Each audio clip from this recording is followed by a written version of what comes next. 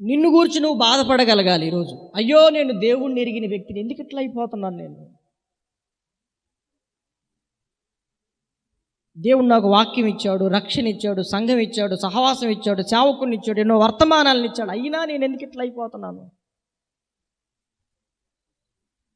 చూడండి, కొంతమంది భర్తలు నాకు భార్యని ఇచ్చాడు, బిడ్డలను ఇచ్చారు, కానీ నాకు వేరే వేరే ఆలోచనలు కలుగుతున్నాయి. ఎందుకు ఇట్లా అయిపోతున్నా? భార్య కూడా అంటే, ఎందుకంటే ఇట్లా అయిపోతున్నావు నువ్వు? నేనున్నాను కదా, నీకు పిల్లలు ఉన్నారు కదా, నీకు ఇదేం పాడు బుద్ధి? దేవుడు నన్ను ఇచ్చాడు కదా, నీకేం వచ్చింది? నీకేం పోయే రోగం వచ్చింది? ఎందుకు అట్లా చేసావు అంటే, వాడు నిజంగా కళ్ళు తెరవబడితే భార్య దగ్గరకు వచ్చి పశ్చాత్తాపడతాడు. అవునా? భార్య ఏదైనా పొరపాటు చేస్తే భర్త దగ్గరికి వెళ్ళి, నన్ను క్షమించండి, ఇది మొదలుకొని నేను ఇంకా చేయను, నేనేదో బుద్ధి గట్టి తిని అట్లా చేశాను.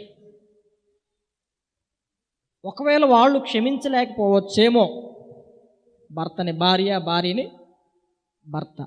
మనం ఆరాధించే దేవుడు ఎల్లప్పుడూ మనల్ని క్షమించుటకు సిద్ధ మనస్సు కలిగిన దేవుడు. అంటే దేవుడు నీలో నాలో ఏం కోరుకుంటాడంటే రియలైజేషన్ కావాలి. ఇది నా స్వయంకృత అపరాధం, నేను తెలిసి చేసిన పాపం, ఇది అనుభవపూర్వకంగా చేసిన పాపం.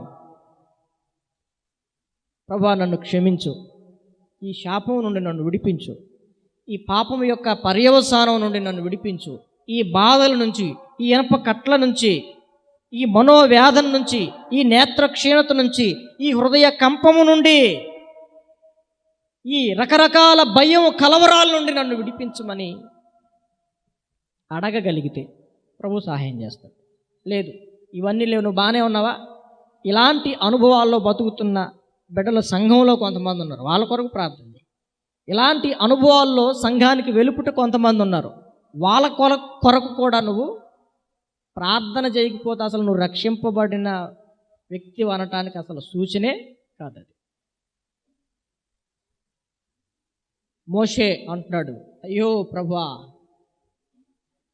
వీళ్ళు చేసిన పాపానికి ఏం శిక్ష వస్తుందో తెలియదు, ఏమైపోతారో అన్న భయం ఇతరుల పట్ల కూడా నీకు ఉండాలి.